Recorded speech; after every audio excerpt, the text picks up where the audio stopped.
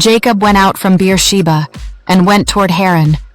And he lighted upon a certain place, and tarried there all night, because the sun was set.